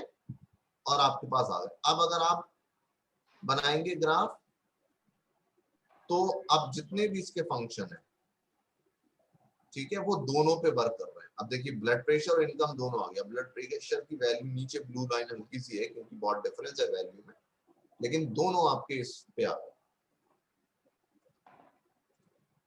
क्लियर है सबको? Is it clear to all of you? Yes, sir. Now what it can do, you can see if you go to all the features, सिर्फ इन दो सीरीज के लिए अगर आप व्यू पे जाएंगे तो it will show you a huge list of all the data science tools, descriptive stats, NV tabulation, इन सब की थ्योरी हमें पढ़नी पड़ेगी अप्लाई करने के लिए। Covariance, equality, principal component, these all are the techniques of data science that are used in data science। और हम इसका यूज करके अपनी क्रिएटिविटी से और अपनी थियोरेटिकल अंडरस्टैंडिंग जो कि हम अभी पढ़ेंगे आगे के सेशन में, उससे फिर हमें इसका यूज करना, क्योंकि इसमें अगर कोई भी जाके व्यू में जाके कोई चीज क्लिक कर देगा तो रिजल्ट फौरन आ जाएंगे within seconds, but how to, whether we need these results और not, how to interpret these result, हमें पहले पता करना होगा कि हम ब्लड प्रेशर, इनकम जो लिया है उससे हम स्टडी क्या करना चाहते हैं। फिर हमें सैंपल चेक करना पड़ेगा कि ये सेम सैंपल रहेगा या डिवाइड होगा सैंपल। फिर हम इस पे देखेंगे कौन कौन सी टेक्निक हमें लगानी है और उनसे रिजल्ट कैसे निकालना। यहाँ से हम इन सारी चीजों को जब चाहे कॉपी पेस्ट कर सकते हैं, कॉपी करके वर्ड में पेस्ट कर सकते हैं। क्योंकि ये स्टूडेंट लाइट वर्जन है तो इसकी फाइल अनफॉर्चुनेटली हमारी सेव नहीं होगी। अगर पेड सॉफ्टवेयर होता है तो उसमें हमारी फाइल सेव होती है, ये एक लिमिटेशन। तो इसलिए आपको क्या करना पड़ेगा कि एक्सेल में इसको सेव करें, फिर ओपन करें, फिर एनालिसिस करें, कॉपी पेस्ट करें, तो ये करना पड़ेगा, इसको हम बताएंगे। लेकिन अभी जो आज हमने करा इसमें अगर किसी को if anybody has any doubt, any question, any query, then we can just discuss that particular. Sir ji बताइए। सर आपने ये मीन मीडियन मैक्सिमम ये सब कैसे निकाला था? अभी बताओ। शेयर करो। देखिए उसमें तो ये आप स्प्रेडशीट में थे, व्यू में गए हम, वो हम बताएंगे सब। डिस्क्रिप्टिव स्ट्रेटजी जब आएगी तो डिटेल में बताएंगे कि इसमें कॉमन और इंडिविजुअल सैंपल का डिफरेंस क्या है। अभी तो मैंने कॉमन पे रन कर दिया था। Mean, median, maximum, standard deviation, skewness, quartiles, Jarque Bera, probability, sum square deviation, observation, सब आ गया। मतलब अगर ये सारी चीजें कोई हमें इन दोनों सीरीज की निकालने को दे दे तो हमें at least will take 15, 20, 25 minutes, then only will be very much expert. सही कह रहा हूँ? Yes sir, right. But this is the outcome within just the portion of the second. और ऐसी जो लॉन्ग टेक्निक्स है इसमें, जो कि अगर हम मैनुअली करेंगे so it will take hours, that can be calculated within few seconds. अब इसमें एक चीज जाने से पहले हम ये देख लें कि हमने जब डिस्कस कर लिया डेटा ऑब्जर्वेशन, अब हम सैंपल देखें। सैंपल अगर हमने चेंज अभी @all है, इट मींस सारे सैंपल हमारे सेलेक्टेड है। मतलब टोटल 2001 टू 2000। अगर मैं डिवाइड करना चाहूँ, सिंपल तरीका क्या है, उसको इरेज करो। अब मैं लेना चाहता हूँ एक सैंपल 2001 से स्पेस 2009 तक। ठीक है, 2001 स्पेस 2009। ओके, अब देखिए यहाँ पे क्या हो गया, सैंपल लिख के आ रहा है 9 ऑब्जर्वेशंस। दिख रहा है सबको? 9 ऑब्जर्वेशन। अब अगर मैं 9 ऑब्जर्वेशन पे क्लिक करूं, अगेन सैंपल बताएगा 2001 से 2009। अब अगर मैं कोई भी एनालिसिस करूंगा तो वो 9 ऑब्जर्वेशन पे होगा, ना कि 20 पे। देखिए अब मैंने इसे खोला, कितने आए? 2001 से 2009। अब सब नहीं आ रहे क्योंकि मैंने वहां सैंपल को सेलेक्ट कर लिया 9 इयर्स, 9 ऑब्जर्वेशन। अब मैं कुछ भी करूंगा तो 2010 से 2020 एग्जेम्प्ट है, तो अब मैं फ्रीली इन 9 इयर्स पे काम कर सकता हूं, हालांकि मेरे पास पूरे 20 साल का डेटा है। अब मैं ग्राफ बनाऊं, डिस्क्रिप्टिव करूं, कुछ भी करूं, वो मेरा सिर्फ 9 इयर्स आएगा। नीचे देख सकते हैं ऑब्जर्वेशन 9। समझ में आ रहा है सबको? तो इसमें ये एक बेनिफिट मिल जाता है कि आपने एक साथ पूरा डेटा डाला और फिर जैसा आपको सैंपल चाहिए वैसा आप उसकी स्टडी करें। आपको ये करने की जरूरत नहीं है कि एक बार 10 साल का लेके आए, फिर एक बार अलग 15 साल का लेके आए, फिर एनालिसिस करें। इसकी जरूरत नहीं है।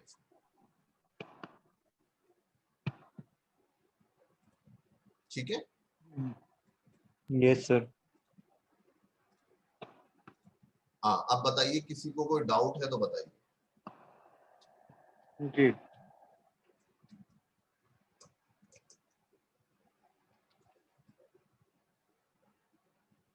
देखिए ये आया सिंटेक्स है। ये जो हमने शुरू में पढ़ा था वो था कि अगर हम मैसेजेस को डिसेबल कर देंगे तो इस तरह की जो कमांड्स के बाद जो पॉपअप होता है वो हमारे पास नहीं आए। ठीक है, तो ये जो है एक इम्पॉर्टेंट चीज है जिसकी वजह से हमें वो रखना पड़ता है। ठीक है, अब अगर किसी को कोई doubt, let's see there some. अच्छा Tabish, you are asking mean median mode again. Clear हो गया ताबिश, मीन मीडियन मोड?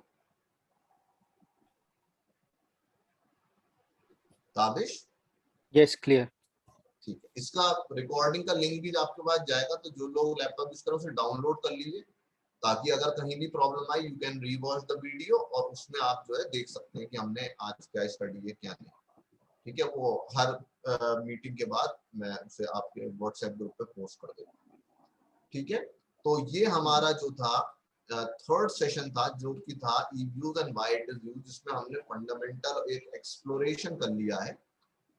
लेकिन जब हमारे पास डेटा आएगा तो एग्जैक्टली हम उसे कैसे करना है तब फिर हम वो देखेंगे। लार्ज डेटा सेट इसमें कैसे ओपन होता है उसको जरा देखते हैं एक एग्जांपल, कि वो किस तरीके से एक किसी डेटा साइंस का कॉम्प्लेक्स अगर किसी ने काम किया है तो वो किस तरीके से अपीयर होता है। देखते हैं जरा, अगर कोई है इसमें रेडीली अवेलेबल तो हम इंपोर्ट कर लेते हैं। तो इंपोर्ट करने पे हम डायरेक्टली डेटाबेस सिस्टम में चले जाते हैं।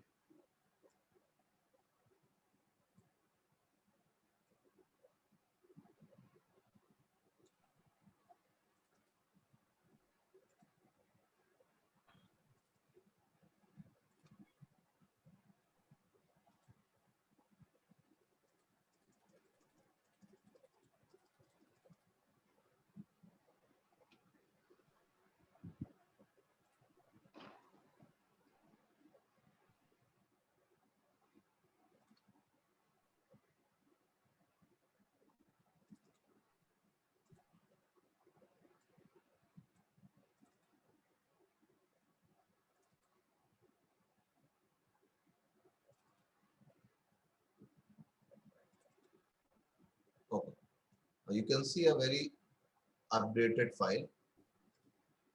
सर आपकी स्क्रीन शेयर नहीं हो रही है। अच्छा अच्छा,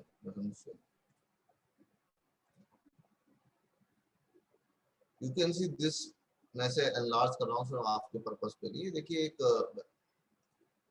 कॉम्प्लेक्स फाइल है, रेंज 522 ऑब्जर्वेशन है, सैंपल इस टाइम सिलेक्टेड 72 ऑब्जर्वेशन का है, उसमें बहुत सारी चीजें हैं, टेस्ट किए हुए उनके रिजल्ट ऑलरेडी मौजूद है।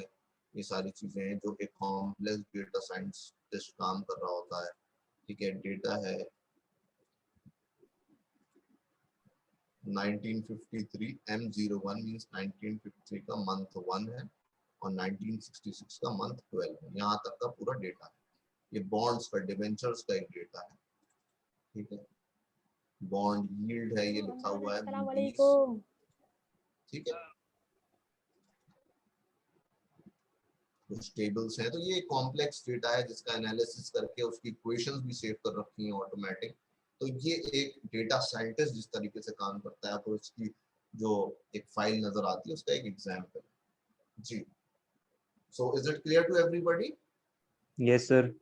Today's session, अब आप इसे प्रैक्टिस करिएगा आज थोड़ा सा, जो चीज बताई है सिर्फ उतनी और एक्सप्लोर भी कर सकते हैं आप। और नेक्स्ट जो हमारा सेशन कल होगा उसमें हम पहले डेटा स्ट्रक्चर्स की बात करेंगे, जिसमें हम देखेंगे कि नॉमिनल, ऑर्डिनल, इंटरवल डेटा, ये सारे डेटा क्या होता है, जिससे कि हमें पता रहे कि डेटा अगर हम अपना नया खुद क्रिएट कर रहे हैं तो उसमें हमें किन चीजों की का ध्यान रखना पड़ता है कि उस पर एनालिसिस रन हो सकता है नहीं हो सकता। और फीडिंग इन ईव्यूज जो टॉपिक था वो तकरीबन हमने आज ही कंप्लीट कर लिया है। तो कल फिर हम क्या करेंगे कि सैंपल एक फाइल इंपोर्ट करके और उसको थोड़ा सा हम एक्सप्लोर करेंगे। ठीक है, लेकिन कल हमारा मेजर डिस्कशन जो होगा डेटा स्ट्रक्चर्स पे होगा कि डेटा बनाते वक्त किन चीजों को हमें हमेशा जहन में रखना है। डेटा कलेक्ट भी नहीं किया है तब भी उनको हमें जहन में रखना है और फिर उसके accordingly we have to find out the techniques. Clear? Yes So sir. we call it a day. अगर किसी को कोई डाउट है then you can ask. Otherwise we will end this session. I hope that today's session would have been much more interesting क्योंकि हमने practically कुछ चीजें करी।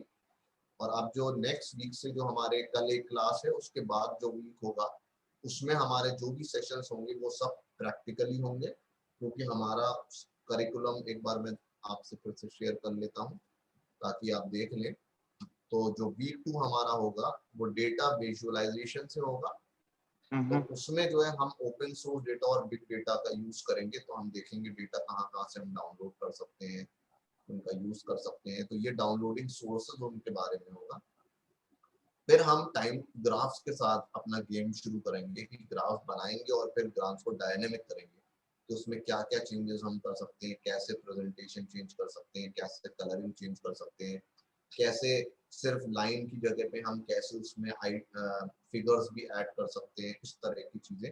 क्योंकि जितने भी आप मल्टीलैटरल ऑर्गेनाइजेशंस के रिपोर्ट्स देखेंगे, उनके पब्लिकेशन देखेंगे, उसमें डायनेमिक ग्राफ्स होते हैं। नॉर्मली लाइन एंड वो नहीं होता, डायनेमिक ग्राफ का कल्चर आ गया, तो उसको हम देखेंगे, टाइम वाले भी और पैनल वाले भी। तो टाइम बेसिकली हमारा डेटेड डेटा है और पैनल हमारा जो है बैलेंस पैनल वाला डेटा है, ये दो। फिर अदर यूजफुल ग्राफ में हम और देखेंगे पाई चार्ट और ये सारे जो होते हैं। Clear? some chat box with some comments are there. Let me see the comments.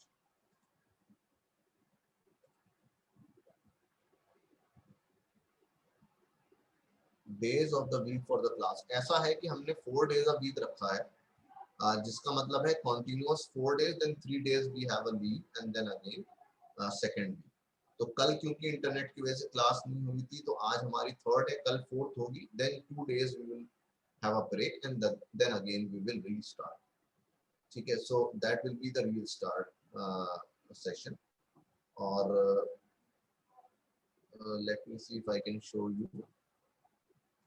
We have also I have also arranged 2-3 more speakers, लेकिन उनको हम बिल्कुल एंड में लेंगे जब हमारा सेशन खत्म हो रहा होगा, क्योंकि इस बीच अगर हम किसी को इनवाइट करते हैं इंटरेक्शन के लिए, तो हमारे जो पेस है लर्निंग की वो इफेक्ट होगी। तो हम उसको तो तभी लेंगे एंड में, लेकिन हम 2-3 जो डेटा साइंटिस्ट हैं जो वर्क कर रहे हैं ऑलरेडी सेवरल ईयर्स से, उनको हम 2 या 3 लोगों को इनवाइट करेंगे जो कि हमें और डिस्कशन कर सके चीज़ों पे, और उससे हमारा एक्सपोजर भी बढ़ेगा। एंड पर्सनलाइज सेशन जो हमारा है उसमें हम हर एक को अपॉर्चुनिटी मिलेगी अपना अपना स्पेसिफिक प्रोजेक्ट प्रॉब्लम जो है उसको भी वो शेयर कर पाएंगे। तो उसमें जो है I will try to link you with somebody who can guide you according to your interest, that will be there. I'm just opening. The certificate design is ready, so I'll just want to share the design of the certificate with you. And कुछ matter उसमें changing required है। अगर उसमें आपको suggestion देना चाहते हैं तो आप दे सकते हैं, मैटर में नहीं लेकिन डिजाइन में दे सकते हैं। लेट मी सी, अगर वो ओपन हो गई स्क्रीन तो ओपनिंग अप। अभी ये कंप्लीट नहीं हुआ है but design almost okay. This is so you can give suggestions on you know colour and all, but I think आप बता सकते हैं कि आपको ये पसंद आ रहा है कि नहीं। कलर पे भी आप कमेंट कर सकते हैं।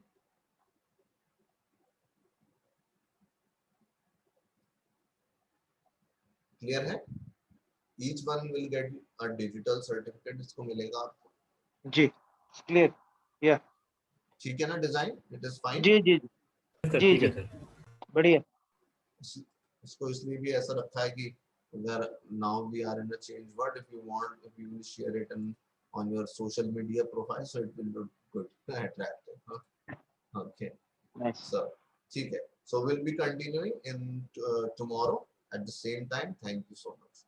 Those who have specific problem, they can stay back and discuss with me, and others can leave. Thank you so much. Have a Thank you, sir. Thank you, sir. Assalamu alaikum, sir.